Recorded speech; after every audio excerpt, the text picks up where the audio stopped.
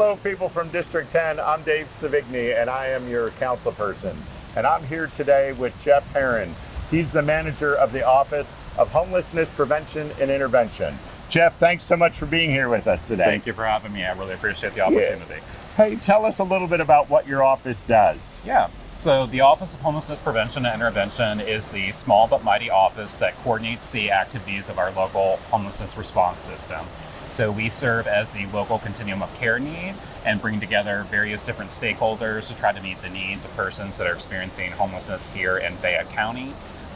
As a small staff, we are currently a staff of 2. We don't provide direct services like case management, but we serve more as a funding or coordination body to make sure that we are helping to bring together solutions that are bigger than any one homeless provider within our community. Well, that's great.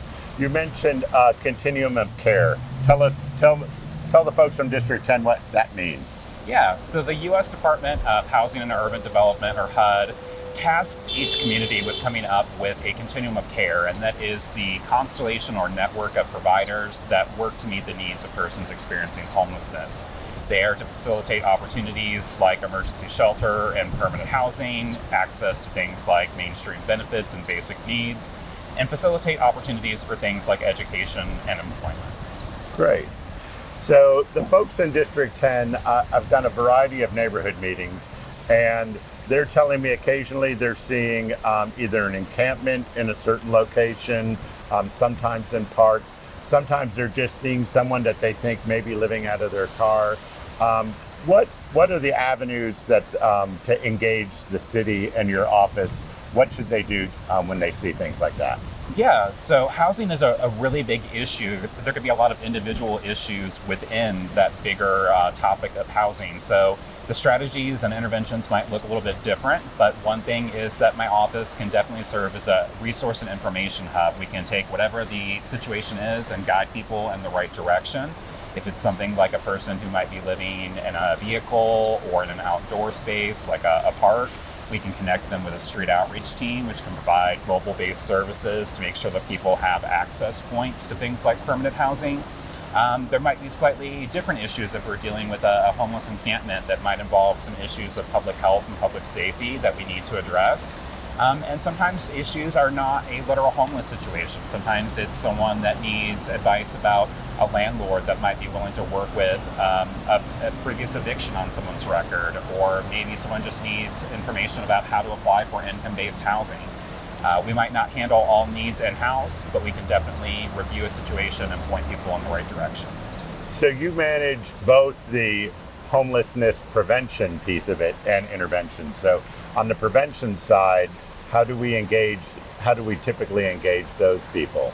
Yeah, so a lot of times with prevention efforts, we try to navigate people to what resources already exist within our community, like financial assistance programs that might be able to help them with past due rent, or maybe legal advice if they have issues or questions about things like tenant rights. But we also look at those who are experiencing literal homelessness in our community, and we identify risk factors that are associated with that so that we can build systems and strategies that specifically address those risk factors and try to prevent additional households from entering our homeless system. Okay. So typically, for someone to engage with your office, if it's a constituent that sees something, do they use the 311 system? Or if it's an individual who's having an issue, what's the best way for everyone to engage?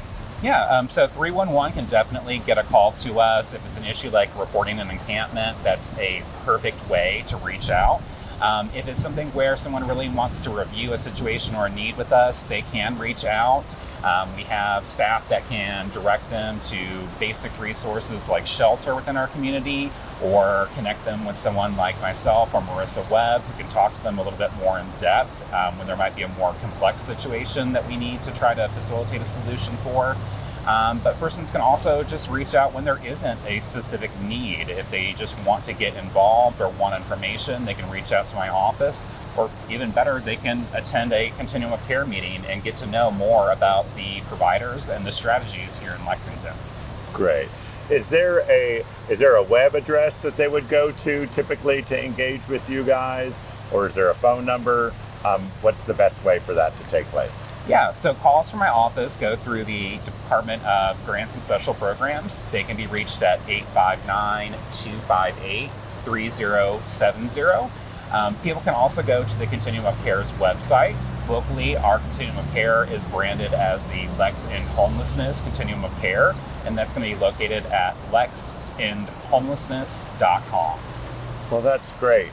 And then lastly, some of my constituents would like to be more involved and maybe play a more active role. So how could some of them engage to do those things? Yeah, so as a small office that doesn't do a lot of direct services, most of the time we're going to be looking at opportunities that people can connect with that lie with our community partners. This time of year, there's a need for donations to help people who might be in an unsheltered situation stay safe, things like hats, gloves, scarves.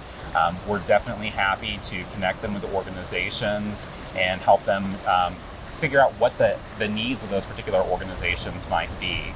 Additionally, we're going to have some opportunities coming up in the near future, such as our Lex Count event, which happens in January of each year. That's our annual census count of persons that are experiencing homelessness. We use volunteers from the community to help us conduct our street count and get an accurate number of persons in an unsheltered setting. So that's definitely a little bit more of a direct service kind of way that people can get involved. That's great. I appreciate all the information that you provided me and the folks of District 10 today.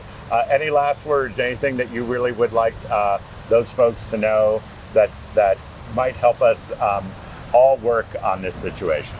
Yeah, I just would really remind people to remember that a person that experiencing homelessness is a person, and we really want to be a compassionate community that helps steer people towards permanent solutions. We want to connect them with the resources that we have and the services that are available and see them enter permanent housing, a better situation for them and for the community. So definitely reach out, go to our website, download our resource card, become familiar with the resources, or even better, print them off and hand them out, or contact me and I would be glad to supply you with some. That's fantastic. I really appreciate your time today. Thank you. Thanks so much, Jeff. It was great. And to the people at District 10, thank you so much for listening. And if you have any questions, please, you can engage my office, use 311, or deal with Jeff and his office directly. Thank you so much for being with us today.